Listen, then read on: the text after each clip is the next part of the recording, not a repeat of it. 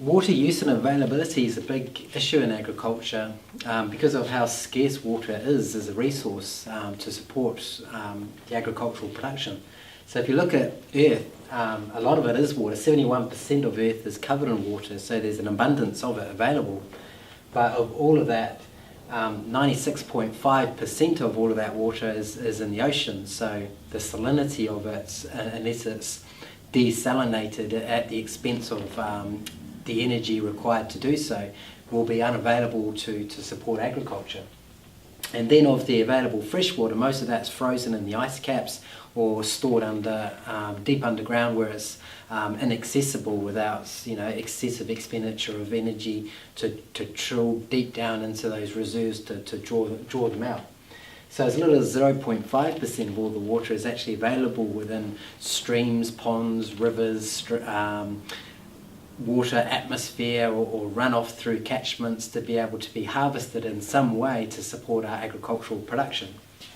So water scarcity is a big issue, particularly in a lot of marginal habitats that have been made more marginal due to their modification of those environments, as well as the pollution of that water to further restrict the availability of fresh, clean water to support our consumption or the agricultural production. When you look at water, it's quite an amazing property. Scientists have said that if you want to look for life on another planet, you need to first look at water because of the various attributes it has that are so important with supporting life on Earth. One of the main ones, as far as its just chemical properties, is its dipolar nature. So it's actually composed of an oxygen bound to two hydrogen atoms, and there's a separation of charge on that molecule. So the oxygen has a negative charge, the hydrogens have a positive charge, and that not only allows the water molecules themselves to bind with each other through hydrogen bonding between the hydrogen and oxygen, but also having this dipolar nature allows it to interact with a wide variety of other molecules. So it acts as a very good solvent to interact with various solutes and create various solutions or be able to facilitate biological reactions within your body. So if we didn't have water within our bodies to act as an environment to allow these various biological processes to be carried out, they wouldn't be able to function. So they've got an important role to support our biochemistry within our body. There's some interesting phenomena associated with water. So the hydrogen bonding between the molecules creates a surface tension, which means you get like a droplet of water forming because the water molecules are attracted to each other. There's also meniscus, which is when water, which is in a thin-walled tube, will actually climb up the sides of that tube because of the attraction between the slight charge on the molecules in the tubing to the one of the charges on the water molecule will help draw it up the sides of that tube. And that's an important phenomenon with allowing water to move up plants to get from the roots up to the leaves of the tree. So when you look at the role water has in the support of life processes, there's three main processes that really stand out, which is transpiration, photosynthesis, and respiration. And water, and these are some of the most important biological processes on Earth, and water has a pivotal role in all of them to play. And you can demonstrate all three within plants and the importance they have, as well as the interaction with each other within different parts of the plant. So when you map out a plant,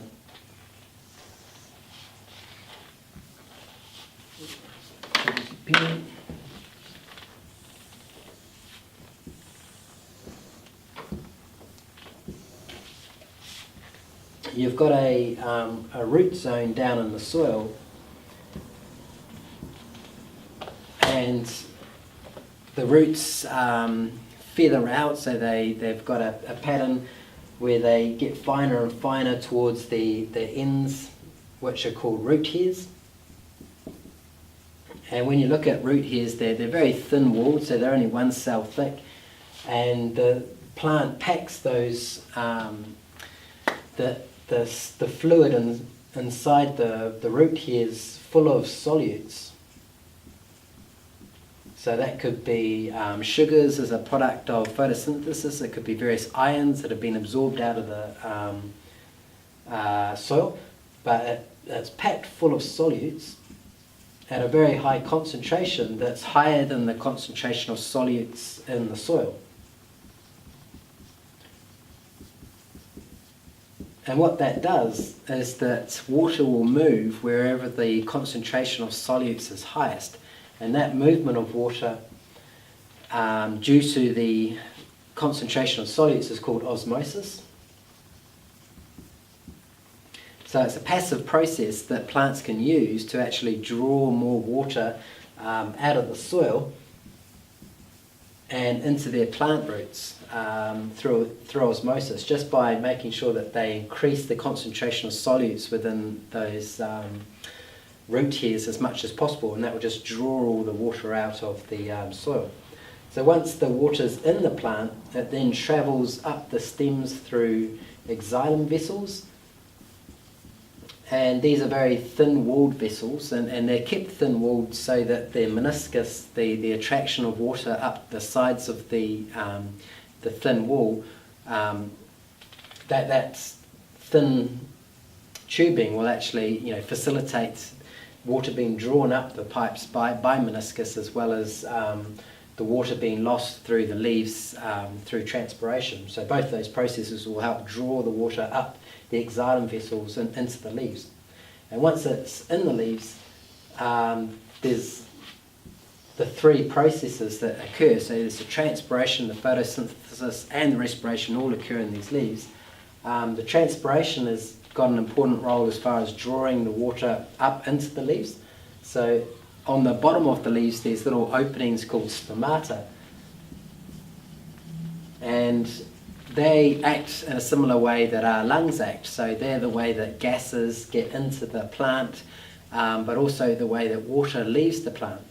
And the loss of water from the stomata is called transpiration.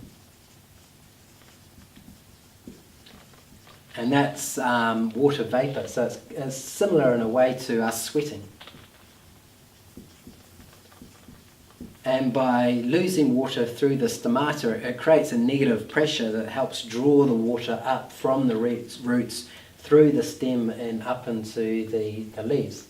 And that water that's now in the atmosphere has an important role in a lot of places to be able to create the rainfall in that region. And it can be as high as 3/4 of the rainfall in that region can be due to the water that the trees are pumping out due to transpiration, and has a very dramatic impact in those regions when people come through and cut down those trees, because all the water that was being pumped into the atmosphere by these trees is suddenly no longer there.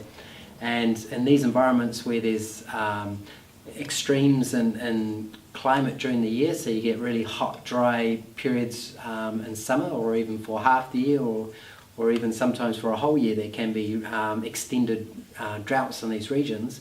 If there isn't trees to moderate that climate and to be able to increase the water vapor in the atmosphere due to transpiration leading to rainfall, it can make those environments a lot more extreme, and they become deserts very easily. So people think that a lot of the deserts that we currently see were created due to the impact of people cutting down the trees in those regions, so that there's no longer any transpiration from the trees, moderating the climate of those regions and affecting the rainfall of those regions, to be able to preserve those habitats. And once you've lost the trees in those regions, it becomes very hard to get them back in there again, because the surface soils become so dry that it becomes very hard for trees to establish themselves and get their roots down into the ground,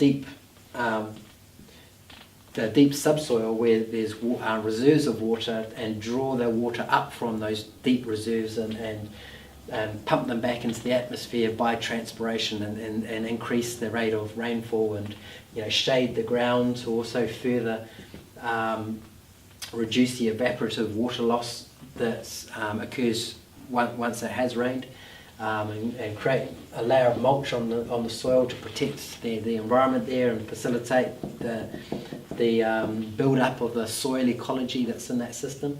So as this process of transpiration that these trees have has over thousands of years had a very important role with creating this whole environment. So they're a bit of a keystone species, and as soon as you knock them off, the whole system collapses and you get a desert environment quite quickly. So that's transpiration. It's how water is drawn up into these leaves, and then once water is in the leaves, photosynthesis captures that water and combines it with carbon dioxide to make sugars. So photosynthesis combines water with carbon dioxide to produce sugar and oxygen.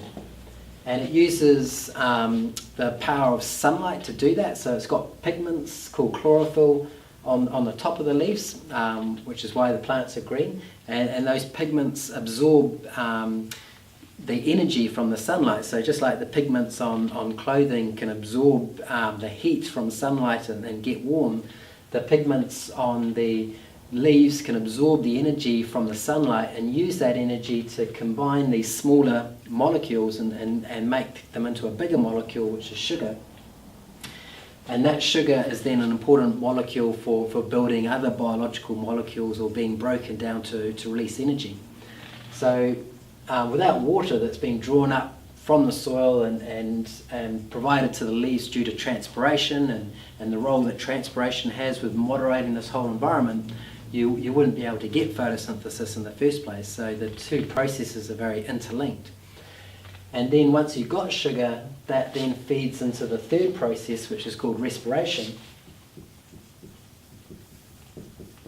And respiration is breaking that sugar down into a smaller molecule called ATP, which can then be used as an energy source in the cell. So in respiration, you get sugar and oxygen. So the two waste products of photosynthesis are the reactants of respiration, and they produce energy, which is ATP, they produce carbon dioxide, and they produce water. So that respiration occurs in mitochondria, which is a particular organelle in the cells, and we have them, plants have them. All living things need some way to get energy, so respiration is the way they get energy.